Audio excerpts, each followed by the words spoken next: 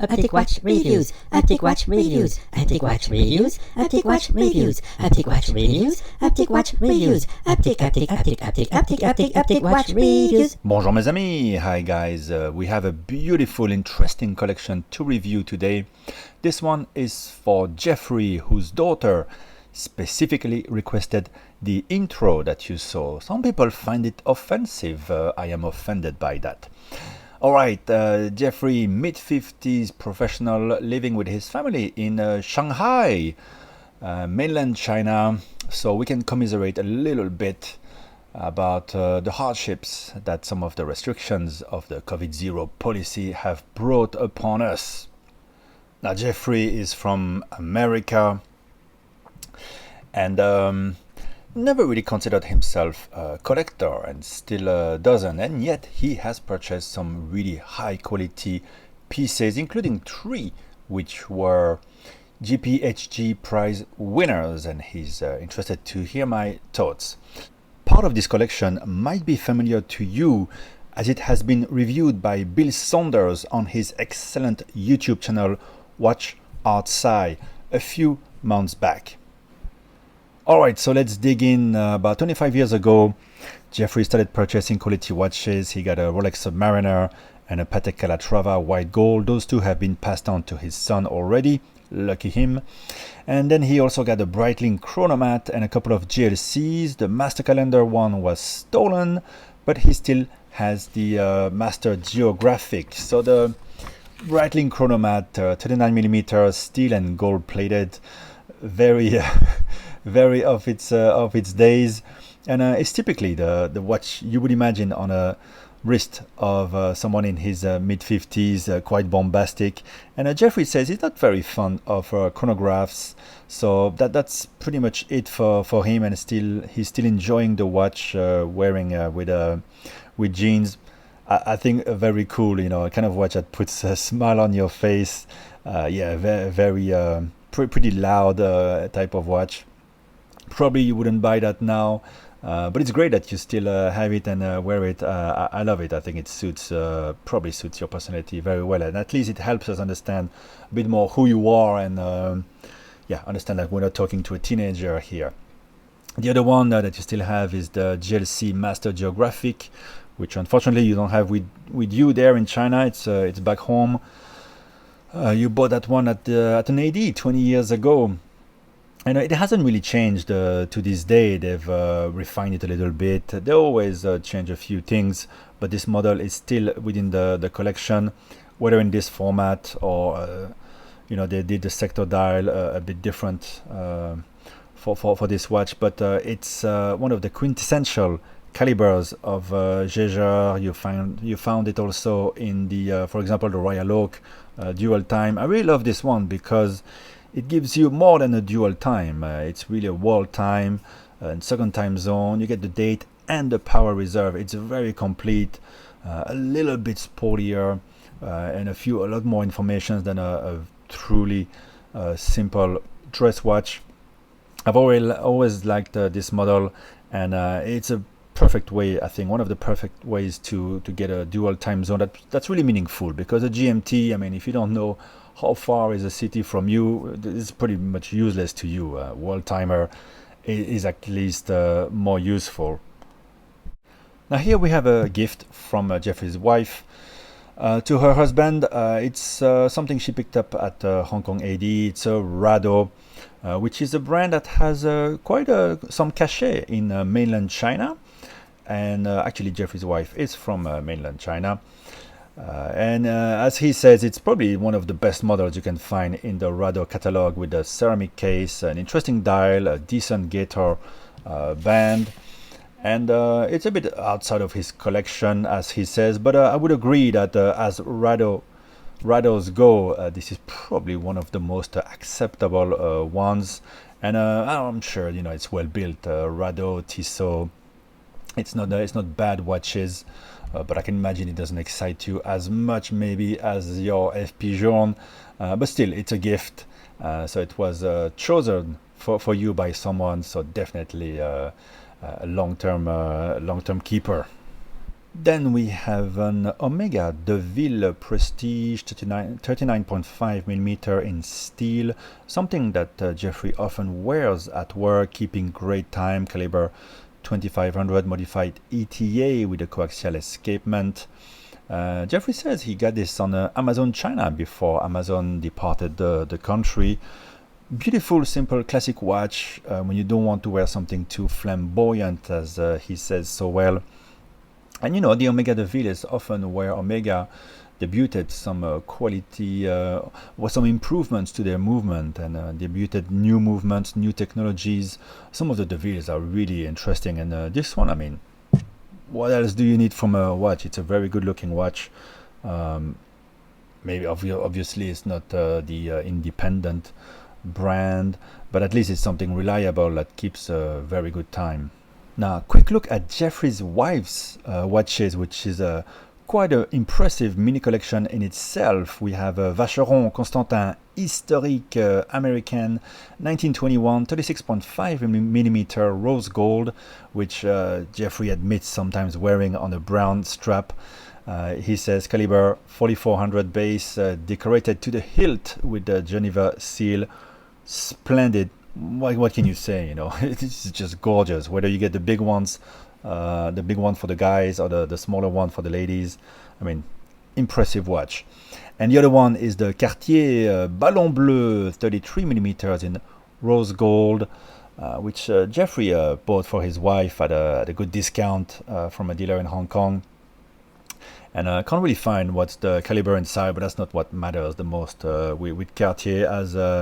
As we know, this one has a beautiful guilloche there at the center of the dial. Really one of the, well, they have so many great designs, Cartier. But for a lady, Cartier is just, is one of the must-haves.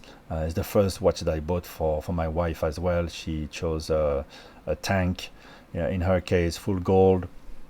And if there's only one thing I could say, maybe she already has something a bit more rough and ready to go, to go shopping and traveling. If not, maybe do consider the new Omega Aquaterra that just came out. Something a bit less valuable, something in steel that can take a few knocks. Maybe that's something to add to the collection of your wife and have a perfect three-piece collection. Now let's move on to modern sports watches, starting with a very interesting watch, and one that I'm ashamed to admit I haven't tried on or even considered. And I think it's really a shame, especially given the current excitement for all things bracelet integrated. I was going to say steel, but here we have steel and ceramic, and we have display case back, and we have a manufacturer caliber MT5621. So we have that bit of a Magenta style. On the dial, we have the date and a power reserve, which is pretty unusual as well. You got plenty of lume, and you will see that the design codes on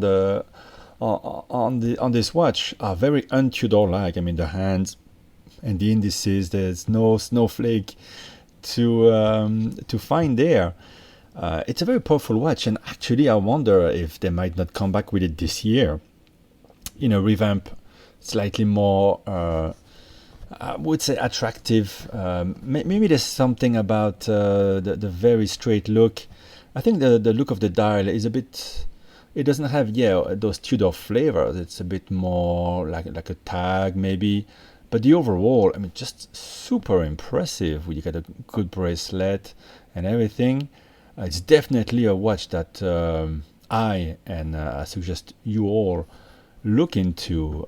Jeffrey got it 5 years ago from an AD at 20% discount, and great sports watch, to get things done. And you get things done as well with the Omega Seamaster Diver 300M. Jeffrey, like everybody else, got tired of all the Rolex authorized dealers' shenanigans, and as he said, he convinced himself that the Omega was the better watch. And anyway, it was available, and so he might never return to the Rolex brand. But we've had a couple of discussions since I've started preparing this review, and that might change in the in the coming future. So Jeffrey says this and the Tudor North Flag are his most youthful watches. Though he's no James Bond in his 50s, he likes to indulge himself in a more youthful look at times. I think they look very mature. It's not too crazy. The Omega there was also purchased at an AD in Hong Kong. There was no discount because he got it really when they came out, but it doesn't really break the bank. I mean, really a diver and a integrated bracelet sports watch with a power reserve. You really can't go wrong. I think you've picked those really perfectly. Now moving on to the GP Laureato. So one thing about Jeffrey's collection and the watches we're going to talk about from here on is that he's had the nose, he's had the eye. He picked them right before. I mean, he saw the market exploding in some models, in some brands. And he picked up the Girard-Perregaux Laureato, seeing how it was the next best after the other watches that we know so well, the Royal Oak and the Nautilus. It is made to excellent standards. GP is a manufacturer, and he picked it up, like my friend Simon, at a discount. It's around $10,500 US. And these days you can't get these. Obviously, it's all hype. It's a lot of dealers hyping it on the social media. The Timepiece gentleman bought all the skeletons, and suddenly, because of his exposure, everything went up, and it dragged up all the models. To me, the one I love the most is the Infinity version with a black onyx dial. That one is gorgeous. But anyway, this blue one is very nice. I've tried on the one from my friend Simon. Lovely watch. However, it's Jeffrey hasn't taken delivery of it yet. He hasn't been able to travel out of Shanghai, and this one is here in Hong Kong. And since he bought it, the price has increased and the availability has decreased. And if you trust Chrono24 figures, it's $20,000 plus watch right now. Now we'll see later. One of the watches that Jeffrey is considering, he has a deposit on it, is the gorgeous Chapek Antarctique Passage de Drake. So it's also integrated bracelet. He's hesitating between the blue and the black dial, so fairly similar but top quality. Japek, I think they have all the parts of the movements made by the very best. So they don't make many watches, top quality, and they are in the spotlight as well. And so yeah, we were discussing a bit with Jeffrey, trading ideas. Maybe because the watches are so similar, maybe he seems interested into getting the Chapek. Maybe it would be a good idea to resell the Laureato while it is still stickered, untouched, undamaged. If because they're so similar. I think nothing wrong with the Laureato, but if your heart is set on the Chapek, yeah, I can understand. I think it totally makes sense. At some point, you don't want to have too many high-end watches because you have to store all those things, you have to insure all those things, you're gonna have to pay service after a while, and at the end of the day, there's only so many watches we can really wear and truly enjoy. I think you want to keep a collection a bit compact. Jeffrey, as he said, is not a true collector by the numbers. Sometimes within collection, I'm thinking about the guy who buys a whole series of watches from a certain year, or from the guy collecting stamps, old stamps from Italy from 1940 to 1950, for example. That kind of obsessive compulsive collecting. That's not what we have here, and I think Jeffrey wants to keep things interesting and manageable. So to me, I agree. Although I'm not into the whole flipping thing, and I think most of it is, as I said, dealers selling to dealers, hyping it, and I'm not sure how much is getting really sold. But hey, power to you if you can finance the one you want with the one you had the eye to purchase at the right time. Who can blame you? It's the first time for Jeffrey to sell himself a watch, and this type of highly priced, hyped watch might not attract the cleanest of buyers, and yeah, dealers are not going to give you 20 grand. You'll be lucky to get retail, because that's a job, right? That's their job. And we move on to the spectacular part of this collection. I mean, it's ridiculous. Here we have Breguet Classic 5277 in a rose gold 38mm. Jeffrey's most elegant watch for special occasions and events that call for formal dress. The dial is uncluttered, as Jeffrey describes it, but beautifully adorned with the texture of a hand engine turned guilloche. The watch runs on a hand-wound movement and has a power reserve of 96 hours. It's, I mean, Breguet is just sublime, and it looks like nothing else. When you see a Breguet, you know it's a Breguet, and well, Breguet is Breguet. What do you mean to say? Obviously, it is wonderful. It is not for everybody, but beautiful watch in a beautiful size at 38mm. Gorgeous. Nothing else I can say about it.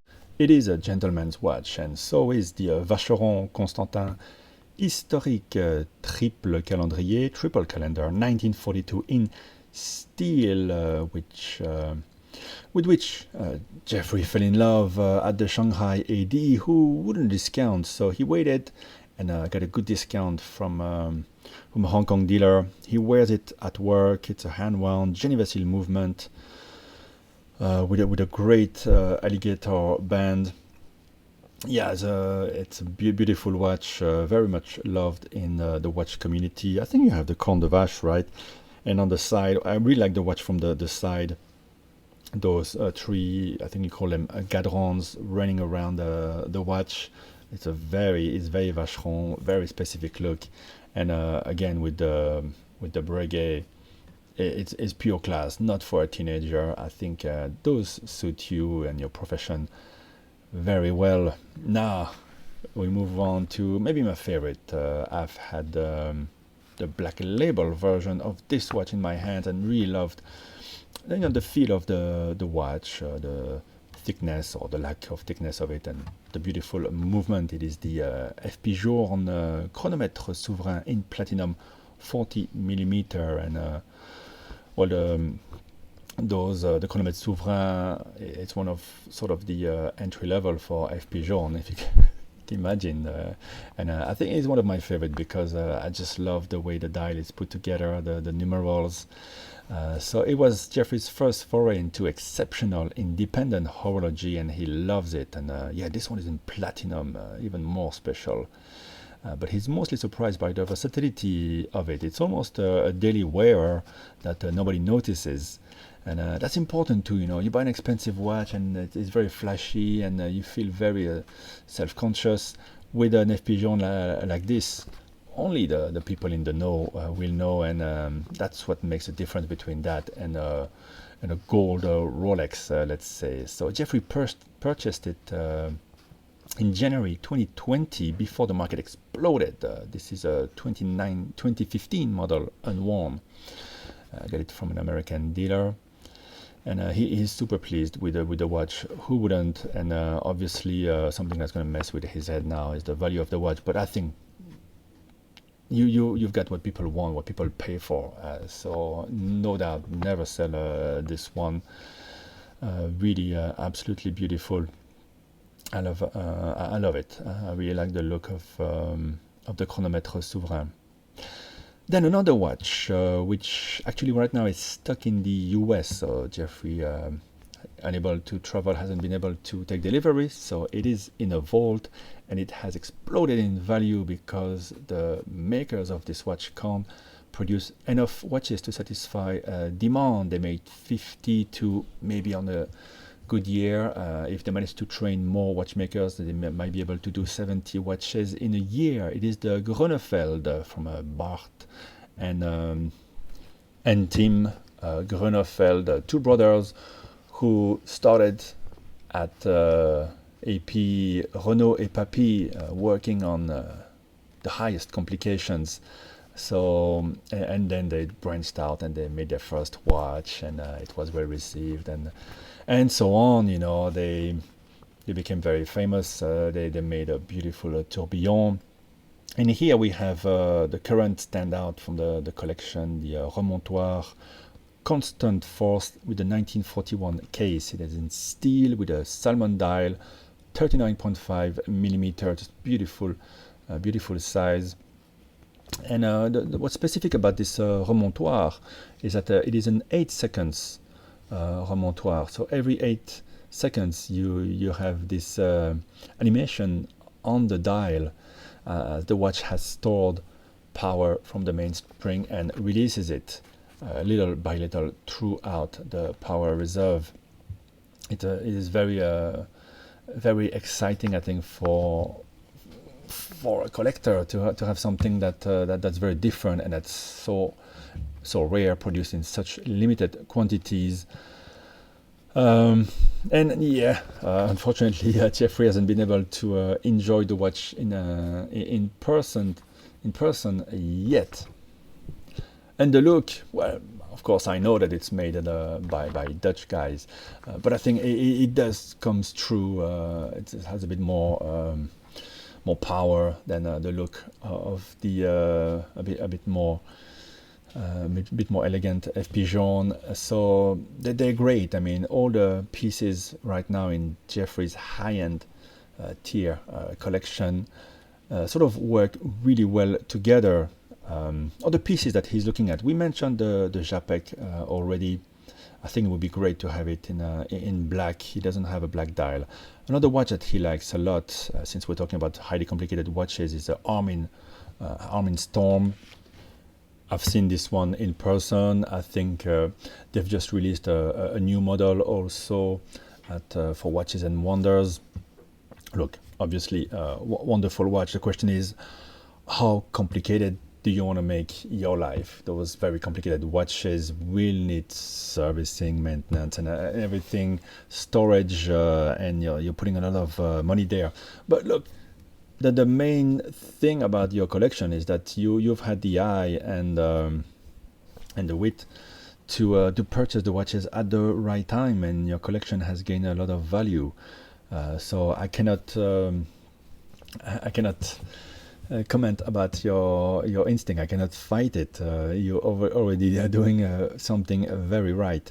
The question is, at some point there might be a bit too much in the watch box that you can't enjoy them as much. But the Armin Storm, is very different from everything else. Very different end of the high-end watchmaking. Quite nice. I don't think anyone can blame you if you have the means to add that one. And I don't know if I prefer this or not to the Van Cleef & Arpels you're looking at. I think I do. I think it's more interesting because it's a brand dedicated, obviously, to watchmaking. Van Cleef & Arpels, it's one of those high-end jewelers who can buy themselves a great movement and create a nice watch. But will it be ever considered as a proper watchmaker? Again, I might be wrong. I might not know at all what I'm talking about. Obviously, it's a great watch. So Jeffrey is talking about the Van Cleef & Arpels Pierre Arpels heure d'ici et heure d'ailleurs. So the time here and the time over there. So yeah, you got two different hours, jump hours. You have a retrograde minute. The question is, do you need, again, so much complication? Obviously, it's a very beautiful watch. Maybe you're going a bit too fast. In the past 2 years, you've bought all these great watches. Again, you have a great eye for quality and for the things that are going to gain in value. But this one and the Armin Storm, maybe you're getting a bit too ahead of yourself. I think it's time to enjoy and regroup a little bit. Maybe something less adventurous would be good for your next watch. And you said you don't really care for chronographs. I thought I didn't, but more and more I do. And if you want something that will always be fantastic, I think it's the 1815 of longer, the chronograph, or the datograph, if you can, if you don't mind that the size is much bigger with the outside date and the power reserve on the later ones. But I think an 1815 chronograph, just a beautiful quality chronograph, maybe black dial, rose gold, that would be quite amazing. Or you go for the Patek 5170, equally amazing, equally respectable, and the movement, the chronograph that they've developed for it has so many patterns to it. It's a very impressive piece in a very different way than how Lange makes their watches, but Lange makes a lot less watches, of course, than Patek. I'm not sure which one. I think they both would look equally good, but of course it's not as left field maybe as the Gronefeld and the Journe. But I think since you have a Vacheron and a Breguet, maybe it's time to add a Patek, a nice Patek. And if you get a chronograph without the date, at least you don't have to reset it. It's just almost wind and wear kind of watch. And then you have one of the very best chronographs. Do consider it. This is the first thing that I thought about, and I know you're caring about it so much. Right now, Jeffrey told me he's thinking about maybe a daily wear. We can call that when we see his collection. A Rolex Datejust. Rolex Datejust is always fantastic, but I mean, when you look at your collection, it's almost like a teenager's watch. It's like a very entry level. But if it's calling you, why not? These days, I mean, I wouldn't pay over retail for one. Just wait until if you get offered one, or if you can find one. Why not? I think if you walk into a Rolex store with your Gronefeld or your Vacheron or your FP Journe, they'll be more interested in your watch than you will be in theirs.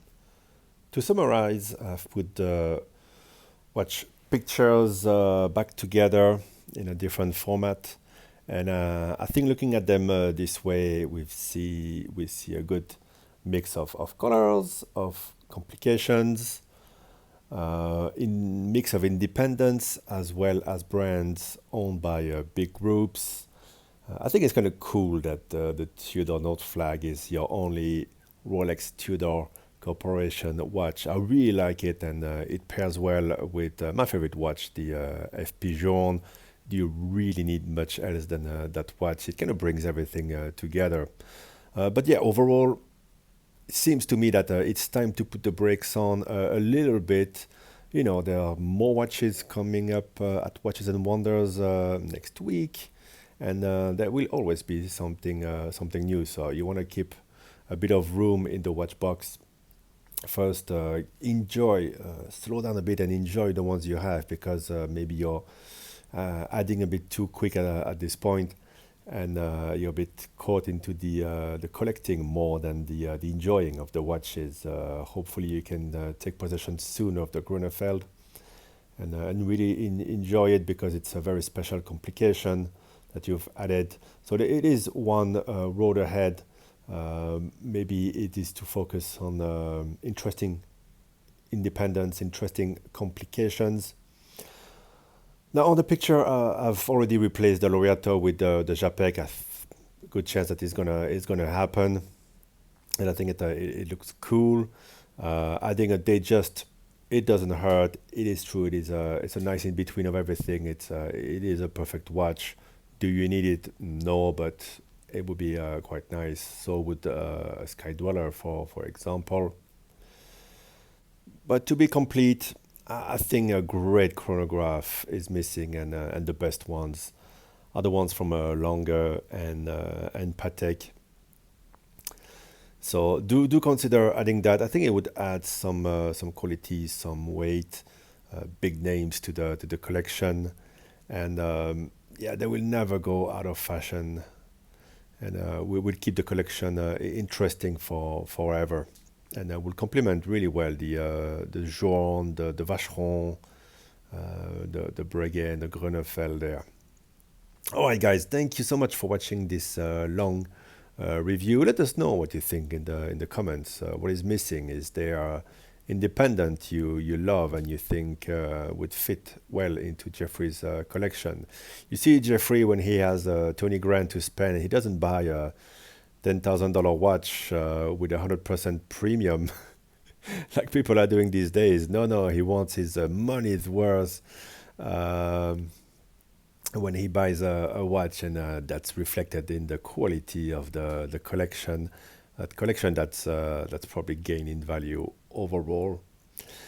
All right, great instinct in your purchases, Jeffrey. Keep your eyes open for the next opportunity. Don't rush it. I think there's more great watches to come. Thank you for sharing your collection with us, and I wish you all a great day. Bye bye, guys.